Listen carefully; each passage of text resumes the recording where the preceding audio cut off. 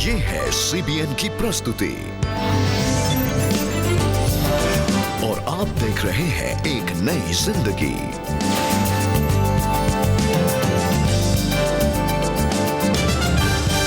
Good morning friends, welcome to एक नई जिंदगी। गुड मॉर्निंग दोस्तों, एक नई ज़िंदगी के आज के प्रोग्राम में हम आपका बहुत बहुत स्वागत करते हैं।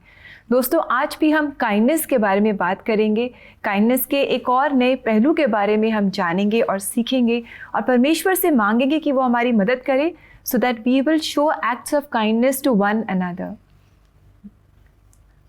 अल्फ्रेड, पॉकेट में हाथ डाल के आप बैठ गए हैं। हमारे दर्शक आ गए हैं, हमारा प्रोग्राम शुरू हो गया है और आप पॉकेट में हाथ डाल के बैठ गए हैं। मैं तो ऐसे ही बैठा रहूंगा जी। क्यों? लेकिन ऐसे क्यों? क्योंकि दुनिया ऐसी बैठी हुई है। दुनिया ऐसे बैठी हुई मैं भी है? ऐसे ही बैठूंगा। दुनिया क्यों ऐसे बैठी हुई है? अभी मैं आ रहा था लिफ्ट में, मैं दूर से आ रहा था, लिफ्ट बंद हो रही थी, अंदर एक आदमी पॉकेट में हाथ डाल के यूं खड़े हुए यूं करके। मैंने कहा सर सर सर आप जरा प्लीज लिफ्ट रोकिए। रोके ही नहीं। अच्छा। और ऐसी पॉकेट में ही हाथ रहा और वो लिफ्ट बंद हो गई और मुझे फिर बहुत वेट करना पड़ा। हाँ। दुनिया में लोग अपना हाथ नहीं निकालना चाहते हैं ताकि हाथ बढ़ाकर किसी की हम मदद करें, किसी को काइंडनेस दिखाएं।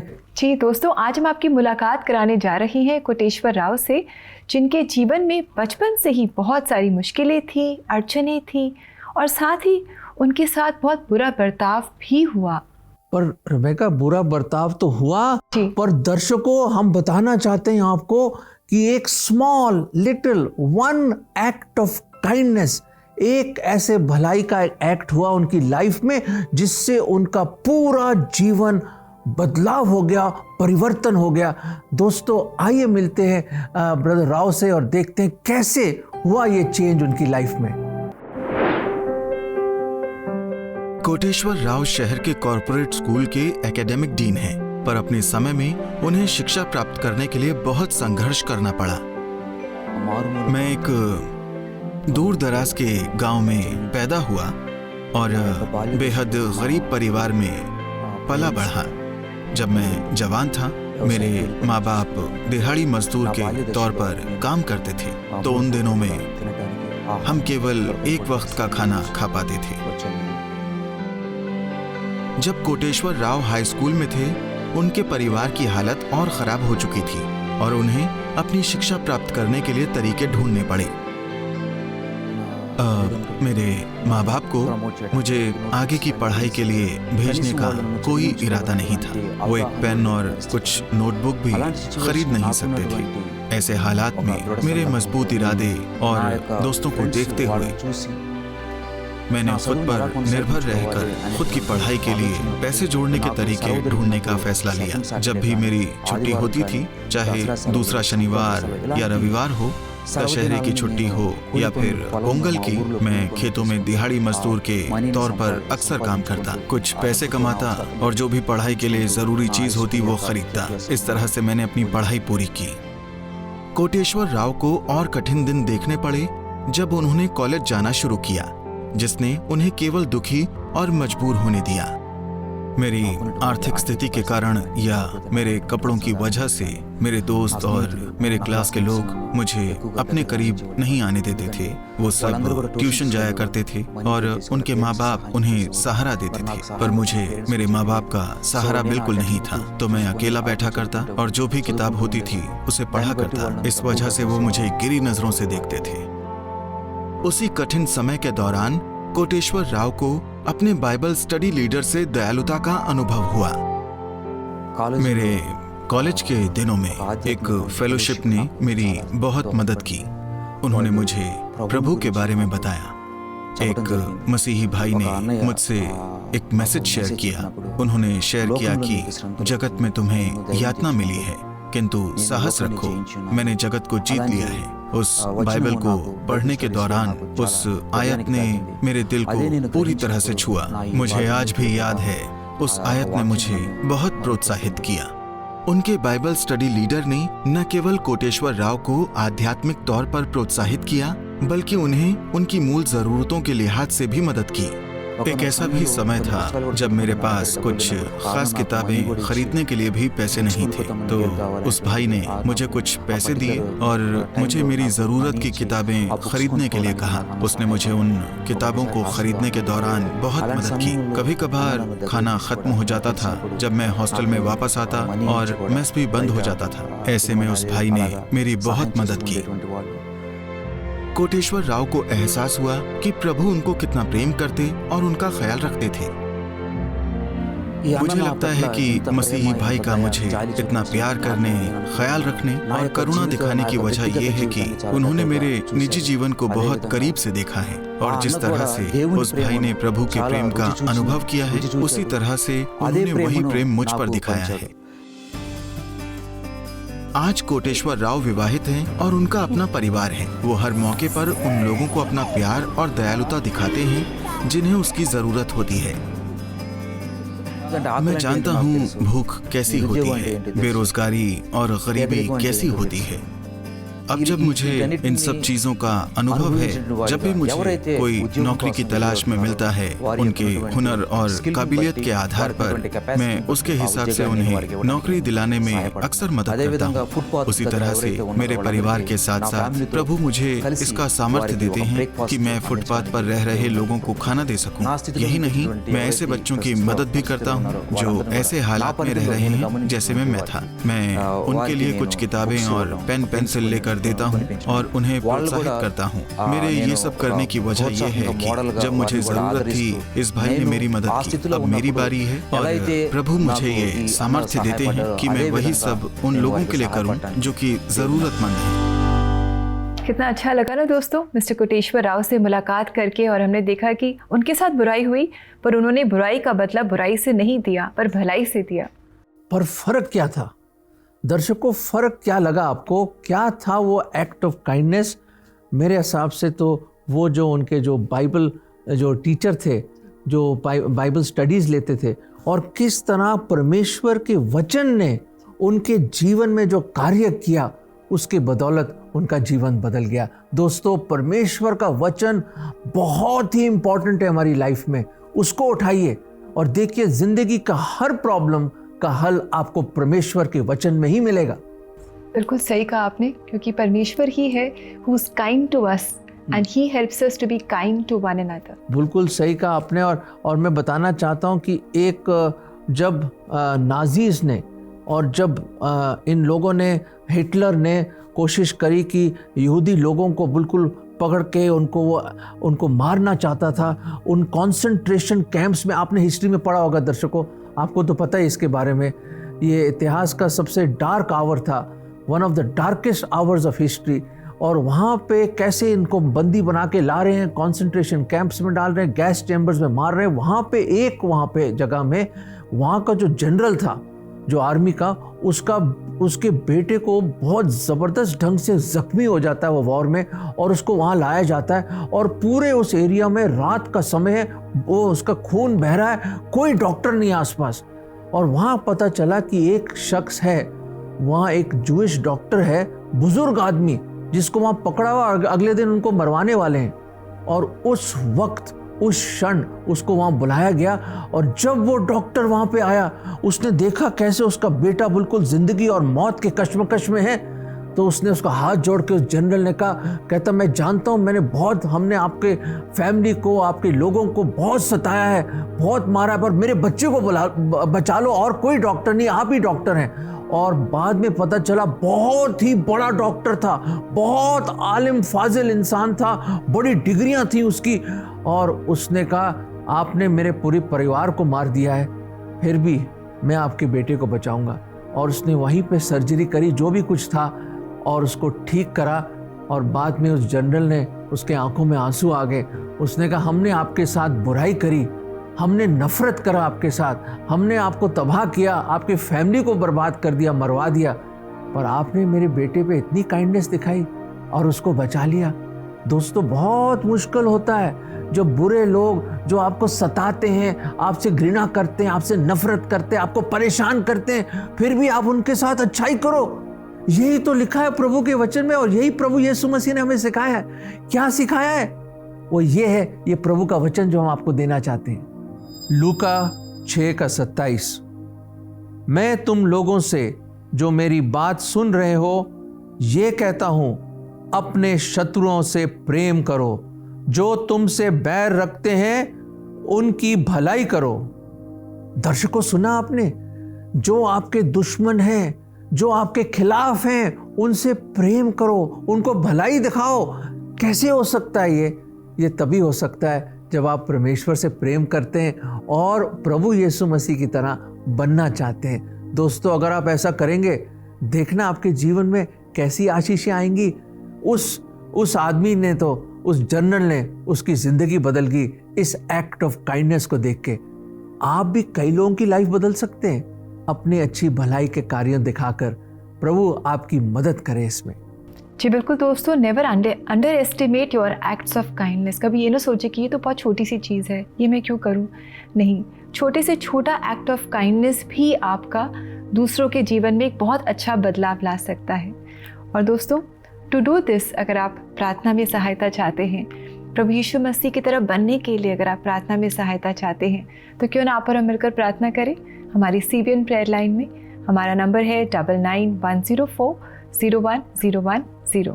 और दर्शकों, इसी नंबर पर आप हमें व्हाट्सएप भी कर सकते हैं। हम मुंतज़िर रहेंगे, वेट करेंगे आपके सारे प्रेयर रिक्वेस्ट के और आपके सवालों के जवाब देने के लिए। So please write your messages to us. जी बिल्कुल। और दोस्तों, इसी के साथ समय आ गया है एक ब्रेक लेने का।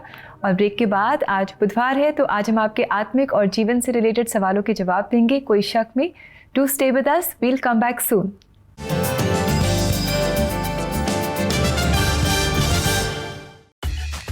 क्या आप अपने बच्चों के लेजर टाइम को प्रोडक्टिव बनाना चाहते हैं? Here is what we got for you, the Superbook app. I like the Superbook app because we can watch videos and play games in it. It's a very good tool to keep the kids engaged. It's nice to see him learning about the stories and the characters of the Bible. Learn while you play. तो इंतजार किस बात का? आज ही download कीजिए The Superbook app.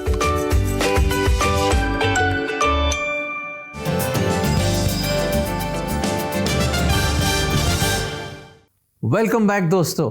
आज के episode में हम बात कर रहे हैं किस तरह परमेश्वर का जो करुणा है, जो नफरत को मिटा देता है, हरा देता है। We can win over hatred with acts of kindness.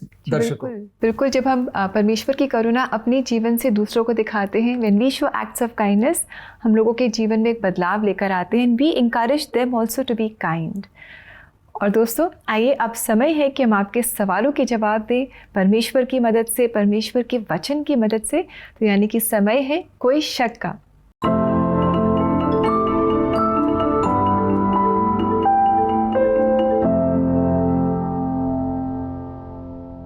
ये बहुत ही इंटरेस्टिंग सवाल हमसे पूछा है माला ने, और ये कह रही हैं, प्रेयर का क्या मतलब है और हमें कैसे प्रार्थना करनी चाहिए? माला जी, बहुत अच्छा प्रश्न है आपका कि प्रेयर क्या है। प्रेयर है परमेश्वर से बातचीत करना। जैसे एक छोटा बच्चा आता है अपने पिताजी के पास बात करने के लिए, बिल्कुल वैसे ही हम भी अपने स्वर्गीय पिता के पास जाते हैं। हर घड़ी, हर समय, हर वक्त वो पिता परमेश्वर रेडी है कि हम कब उससे बात करें। वो तो वेट कर रहे हैं और हम लोग ही बिजी रहते हैं। So talking to God is prayer. Rebecca, उसका दूसरा पार्ट क्या था क्वेश्चन का? वो माला पूछ रही है कि मैं प्रार्थना कैसे करनी चाहिए। अरे प्रार्थना करने के लिए प्रभु यीशु मसीह ने यही प्रश्न उनके शिष्यों ने उनसे पूछा कि हमें प्रार्थना कैसे करनी चाहिए, और वही आप भी पूछ रहे हैं। और प्रभु यीशु मसीह ने एक मॉडल प्रेयर हमारे सामने लेकर आए और अपने शिष्यों को उन्होंने सिखाया। वो ये है, ए हमारे आसमानी बाप, तू जो स्वर्ग में है और तेरा नाम पाक माना जाए। Our father which art in heaven, hallowed be your name. बहुत ब्यूटीफुल प्रेयर है। मुझे पूरे यकीन है आपको पता है ये प्रेयर कौन सी है। और इस प्रेयर में हम एज अ फादर परमेश्वर को एड्रेस करते हैं, एक पिता की तरह, एक आसमानी बाप की तरह। वैसे ही हमें भी प्रार्थना करनी है और बड़ी सिंसेरिटी के साथ, बड़ी सच्चाई और खराई के साथ हमें प्रार्थना करनी, क्योंकि परमेश्वर होंठों को नहीं देखता, दिल की आवाज़ सुनता है। जी बिल्कुल। और दोस्तों, अगर आपके पास भी ऐसे सवाल हैं जो आपको सता रहे हैं, जिनके जवाब आप ढूंढ रहे हैं, तो आप अपने सवाल हमें ज़रूर पूछें। आप इन्हें हमारी CBN प्रेयर लाइन पर व्हाट्सएप कर सकते हैं, मैसेज कर सकते हैं, या हमारी वेबसाइट www.cbnindia.org पर जाकर भी हमारे साथ शेयर कर सकते हैं। हमारी पूरी कोशिश होगी कि परमेश्वर के वचन से और पवित्र आत्मा की मदद से हम आपके सवालों के जवाब दें। और अब समय है कि हम आप सबके लिए प्रार्थना करें। आइए प्रार्थना करते हैं, जुड़िए हमारे साथ, जॉइन अस इन प्रेयर। प्रभु जी, हम धन्यवाद देते हैं कि आप हमारे स्वर्गीय पिता हैं, आप हमारे आसमानी बाप हैं और आप सबसे ऊंचे हैं। आप सिंहासन में विराजमान हैं, आप सॉवरेन गॉड हैं। और प्रभु जी, आप हर एक की प्रार्थना सुनते हैं। आपके कान हमारी ओर लगे हुए हैं प्रभु जी। और प्रभु जी, हम दुआ करते हैं कि हर एक के मन में एक स्पिरिट ऑफ प्रेयर दीजिए, एक प्रार्थना का एक स्पेशल एक आत्मा दीजिए हर एक के अंदर, ताकि हम हर एक ज़रूरत, हर घड़ी, हर पल आपसे हम बातचीत करें। और प्रभु जी, हमें विश्वास दीजिए हम सबको कि हम विश्वास से प्रार्थना करें आपकी मर्जी के अनुसार, ताकि प्रभु हमारी प्रार्थनाएं व्यर्थ ना हो, पर वो प्रार्थनाएं का उत्तर हमें मिले। प्रभु जी, हमारे दर्शक लोग जो कोई हो सकते हैं प्रभु, जो बहुत समय से प्रार्थना कर रहे हैं, अलग अलग ज़रूरतें हैं उनकी प्रभु जी, मेहरबानी से दया करके उनकी प्रार्थनाओं का आप उत्तर दीजिए। ये प्रार्थना हम प्रभु यीशु मसीह के नाम में मांगते हैं, आमीन आमीन। दर्शकों, हमने प्रार्थना करी है, परमेश्वर ने सुन ली है और उसका उत्तर जरूर देगा। और रिबेका, लोगों को इनकरेज करने के लिए, हमारे दर्शकों का हौसला बढ़ाने के लिए, आइए एक परमेश्वर के वचन से देखते हैं कि परमेश्वर हमसे क्या बात करना चाहता है आज।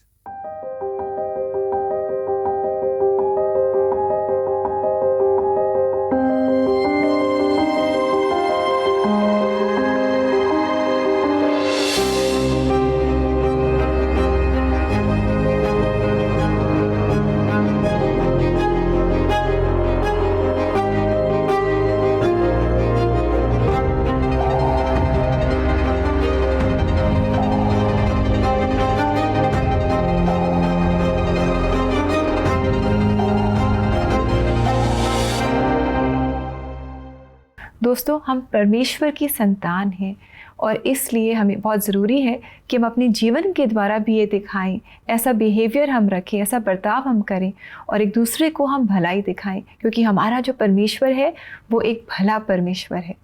दोस्तों, अब वक्त आ गया, एक छोटा सा ब्रेक लेंगे। ब्रेक के बाद हम देखेंगे करुणा और दया की एक बड़ी अच्छी मिसाल, मदर टेरेसा आश्रम।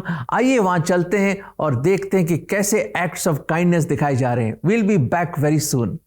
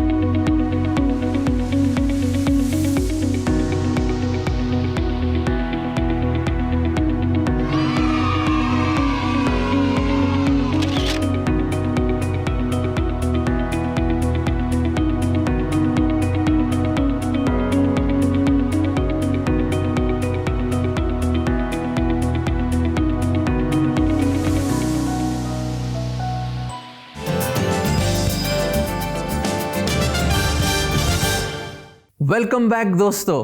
आज हम बात कर रहे हैं कि किस तरह करुणा और भलाई से आप नफरत को और बुराई को जीत सकते हैं। जी बिल्कुल, बहुत ज़रूरी है कि हम अपने जीवन में एक्ट्स ऑफ काइंडनेस करें और परमेश्वर के प्रेम को अपने जीवन के द्वारा हम लोगों को दिखाएं। और दोस्तों, ऐसा ही कर रहे हैं कुछ लोग मदर टेरेसा आश्रम में। तो इस समय हम आपको ले चल रहे हैं कोटा, और इस आश्रम में हम देखेंगे कि कैसे वहाँ की जो नन्स हैं वो काइंडनेस को प्रैक्टिकली अपनी ज़िंदगी में प्रैक्टिस कर रही हैं और बहुत सारे लोगों के जीवन में बदलाव लेकर आ रही हैं, उनकी मदद कर रही हैं। तो आइए इस समय हम भी यहाँ चलें और इन सब के जीवन से हम भी इंकरेजमेंट पाएं। मदर टेरेसा ने लाचार और समाज से छूट गए लोगों को अपनाकर उन्हें प्यार और सम्मान देकर अपना पड़ोसी प्रेम निभाया। अब उनके इस दुनिया से जाने के बाद मदर टेरेसाज होम की नन्स कई बेसहारों का सहारा बनी हुई हैं। आइए आपको लेकर चलते हैं कोटा की mother Teresa home.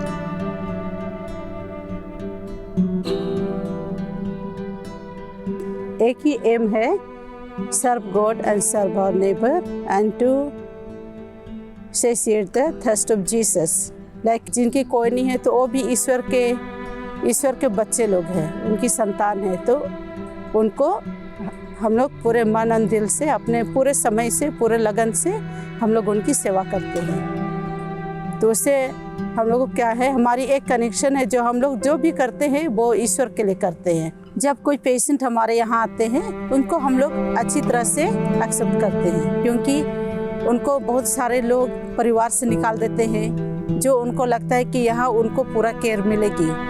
Old age people होते हैं कि बहुत एक्सपीरियंस, उनको बहुत अनुभव होता है लाइफ स्टाइल के बारे में। जब उनके अपने लोग ही उनको धिक्कार देते हैं, निकाल देते हैं, तो वो उनको बहुत बड़ा सदमा हो जाता है, बहुत बड़ा दुख हो जाता है उनमें, और वो दुख कभी मिटता नहीं हो। पर जब हम लोग एक्सेप्ट करते हैं उनको अपना मान के, हम लोग उनको मान सम्मान अच्छी तरह से उनकी देखभाल करते हैं, तो उनको लगता है कि ये लोग हमारे अपने हैं। तो उसमें हम लोग क्या है कि ईश्वर की सेवा और इनकी सेवा में कोई फर्क नहीं मिलता है हम लोगों को। वो लोग कहे कि पहले की समाज से तिरस्कृत रहते हैं, समाज से जब तिरस्कृत हो गए हैं तो उनको बहुत सारी चीज़ों की कमी हो जाती, जैसे प्यार की और सम्मान की। तो उनको देखते हुए हम लोग ये फॉलो करते हैं कि ज़्यादा से ज़्यादा उनको केयर करें और अपना प्यार दें, ताकि उनको जो जिन चीज़ की कमी हुई उनके जीवन में उनको पूरा वो कर सकें और उनको सोशल जस्टिस मिल सके। ईश्वर भी हम लोगों को यही सिखाता है कि